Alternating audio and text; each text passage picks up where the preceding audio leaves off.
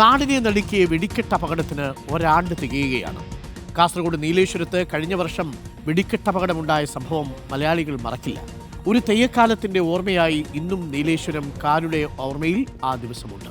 2024 October 29 പുലർച്ചെ 1 മണി. കണ്ണിമ ചിമ്മാതെ തെയ്യച്ചിലമ്പൊലി കണ്ട ഒരു നാട് ഞെട്ടിത്തരിച്ച ദിവസം. 2016 വെടിക്കെട്ട് ദുരന്തത്തിന് ശേഷം കേരളം കണ്ട ഏറ്റവും വലിയ വെടിക്കെട്ടപകടം. നീലേശ്വരം അഞ്ഞൂറ്റമ്പലം വീരർക്കാവ് കളിയാട്ട മഹോത്സവത്തിനിടെയാണ് പടക്കപ്പുരയ്ക്ക് തീപിടിച്ചത്. ഉത്സവപ്പറമ്പിലെത്തിയ 6 പേരുടെ ജീവൻ നഷ്ടമായി. 110ഓളം പേർക്ക് പൊള്ളലേറ്റു. ഇന്നും നാടിന്റെ നീറ്റലായി ആ ദിനം ഓർമ്മയിൽ തുടരുന്നു.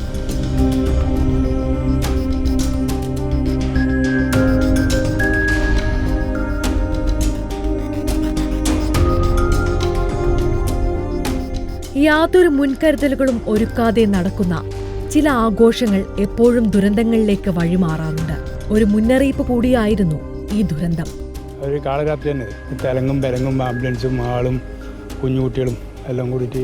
അപ്പോൾ പെട്ടെന്ന് വെടി പൊട്ടുന്ന കണ്ടിനി. പെട്ടെന്നാണ് ഇതിങ്ങനെ ഒന്നിച്ചങ്ങ് പൊട്ടിയത്. ഞാൻ അപ്പോൾ ഒന്നും മനസ്സിലായിട്ടുമില്ല. ഇങ്ങനെ തൊലിയെല്ലാം ഊരി ഇങ്ങനെ വീഴുന്ന ഒരവസ്ഥയിലാണ്. ഒന്ന് കഴിയുന്നില്ല എന്ന് പറഞ്ഞാൽ നമുക്കൊന്ന് പിടിക്കാനോ എടുക്കാനോ ഒന്നും പറ്റുന്നില്ല ആരും.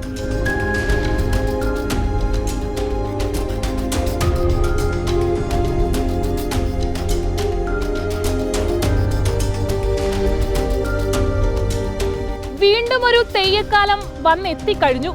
എന്നാൽ നീലേശ്വരം ക്ഷേത്രത്തിൽ ഈ വർഷം ആരവങ്ങളില്ല, ആഘോഷങ്ങളില്ല. എങ്ങും നിറഞ്ഞ മൗനാന്തരീക്ഷം മാത്രം.